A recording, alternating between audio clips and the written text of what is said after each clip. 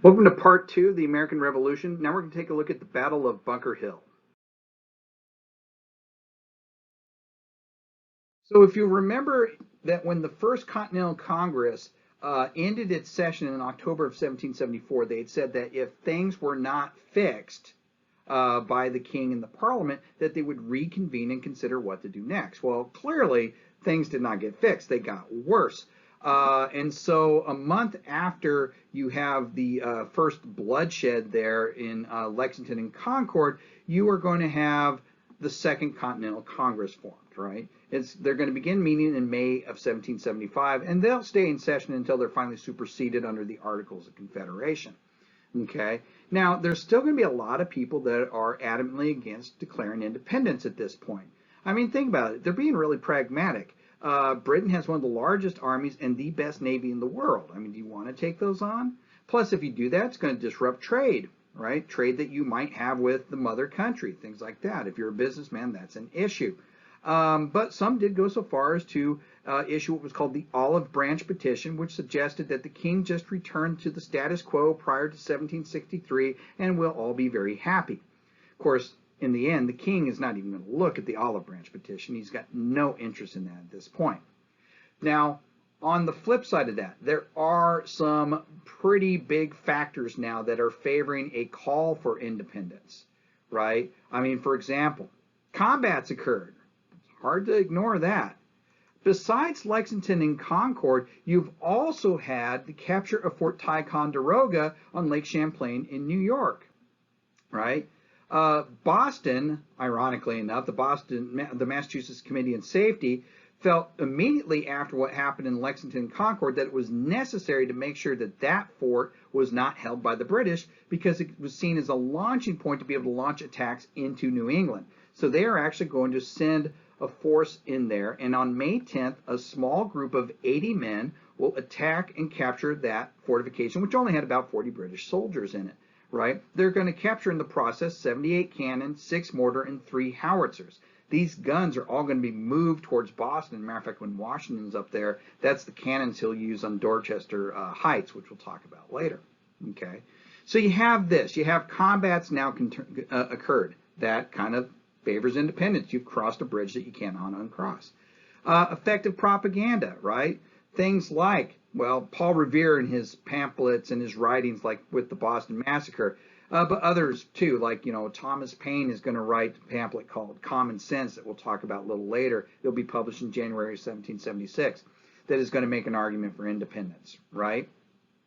And then some of the men that are really looking at this realize that, if we do have to take this step, we better get some outside help. We can't do this alone. Think about it. Does it make sense that a small little group of colonial militiamen can defeat the most powerful navy and one of the most powerful armies on the planet? I mean, it's not realistic, right? So, France, perhaps, right? Matter of fact, on March 2nd, 1776, Silius Dean is going to actually be sent by the colonists to France to begin negotiations. Now, one thing that'll come out of these early stages of the Second Continental Congress is that they'll realize that we do need to at least organize some sort of armed force, right? On July 6, 1775, they will issue what was called the Declaration of Causes, which will include a provision to call for the taking up of arms, in other words, a consolidated Continental Army. And on the 17th of July, 1775, they will name George Washington as the commander-in-chief of the newly created army. Why George Washington? Well, honestly, there's a few reasons for it. It's not for his military record, obviously, right? Remember, he was 0-3 in Ohio during the 7 Years' War, but he has some things going for him. Number one, there's this idea of sectional balance. The fighting is going on in the north, up and around Boston. And the plan is to take those Boston militia and make that the core of this new Continental Congress. So in order to keep the South realizing that this is a fight across all the colonies, why not name a Virginian as the commander of this Northern Army, right? So sectional balance. But also on top of that, Washington, despite his lack of military success, is a very popular commander. He's a very popular leader. He's very soft-spoken. And he just exudes respect and he exudes discipline. I mean, he has all of those just natural qualities that people just gravitate to. So that probably plays quite a role. But that Boston militia is going to fight one more battle before he can even get up there to take command. And that battle is known as the Battle of Bunker Hill. And when this is all over, this is going to be the single bloodiest battle of the entire American Revolution, right? Here in the early stages, okay? But there's also a lot of myths that surround this battle. So we need to do some more myth busting on this one. I know some of you are like, really? Some more after the Pilgrims and after Paul Revere and the ride? No more, please. I actually had a student one time say, please, you're ruining my childhood. Sorry, okay? Well, first of all, the Battle of Bunker Hill didn't take place on Bunker Hill. It took place on Breed's Hill. If you take a look at the map that I've used here, you'll see that Bunker Hill is kind of set off to the back and to the left there of this little peninsula, and it is the highest point on this little peninsula. If you were to look straight south, you would see that little peninsula known as Boston, right, to give you a little correlation of where this is. Breed's Hill's in a better position to fire on Boston itself and also to harass the British Navy in the waters of the Charles River. Okay, so it makes sense to have this occupied. A matter of fact, General Gage felt that, and he had actually put out orders to have his own men cross over on there, set up a garrison in Charlestown. You see Charlestown's that little town at the southern end of this little peninsula, and fortify those hills. And it's because the spies, again, remember there's a lot of spies, heard about it. That's why Colonel William Prescott will be ordered by General Artemas Ward, these are militiamen, to take 1,200 men and fortify Bunker Hill. Now, he will go there on the night of June 16th, 1775, but in the dark, he'll bypass Bunker Hill and he'll begin fortifying Breed's Hill. The majority of the fortifications will be there. So the next morning, General Gage wakes up. He's got a plan to have his men create fortifications there on the 18th, and he looks out there on the morning of the 17th, and it's fortified with colonists. And I think probably the very first thing he did was golf clap, like, well done. Because he did make the comment that these men had done more overnight in the dark than he could probably get a regiment of his men to do in 3 months. They were dug in good. They're dug in like a tick, okay? And at the same time, he's like, I can't let them stay there. I got to get them off of there because now they can harass my ships in the harbor, and they might even be able to fire artillery at me if they get artillery big enough, right? They can fire artillery into Boston itself, okay? So General Gage is going to send General William Howe over there to dislodge him. General William Howe had recently arrived. He'd come with two other generals named Gentleman Johnny Burgoyne and General Henry Clinton, and the three men had arrived on a ship that was ironically named the Cerberus, right? So General Howe is told to take 1,500 men, cross the Charles River, take Charleston, and then dislodge these guys from Breed's Hill. And General Howe thinks, all right, this isn't going to be a big problem.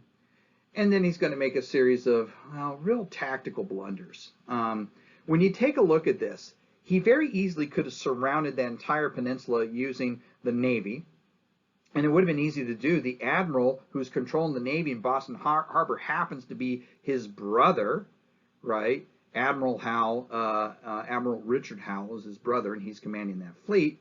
But he decides, nah, they're just colonial rabble militiamen, untrained. We should be able to rout them quickly. So he crosses over into Charlestown, quickly takes the town, and begins to set it ablaze. At the same time, he organized for a straight frontal assault on these dug-in colonists. He is so confident of his victory, he's brought his entire staff, including his personal servant. And his personal servant has brought a bottle of wine with him so that he can toast his great victory. And he's standing there, right up there in the very front lines. The attack commences there in the early afternoon of the 17th, and they're repelled.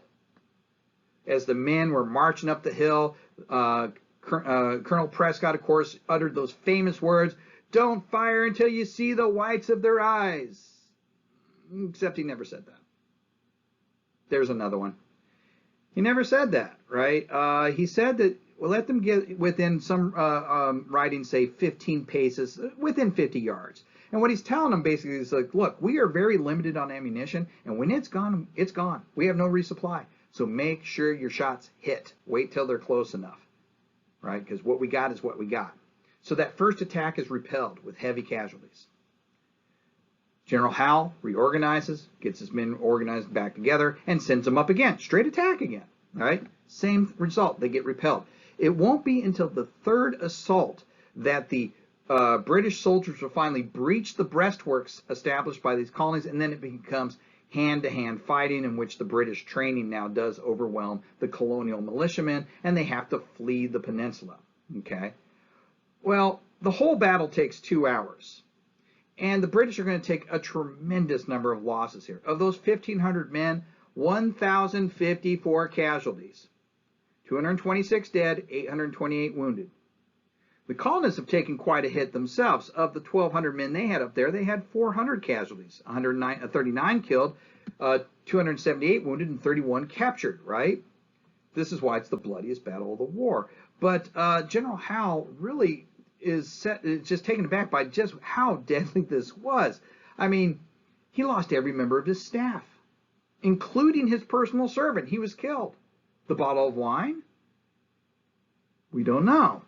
I like to think that some colonists snagged that bottle of wine before killing the servant and toasted their great blooding of the British later that night. Probably what really happened is, servant gets bayoneted, drops bottle, breaks, alcohol abuse, Admiral Richard Howe will receive a letter from his brother later on. It says, this success is too dearly bought, right? And the thing about this that we need to look at that's really important is in these first two engagements, the Battle of Bunker Hill and the skirmish there in Lexington and Concord, of the 4,000 troops stationed in Boston, over 1/3 of them in total had gone down as casualties. You can't sustain these types of numbers.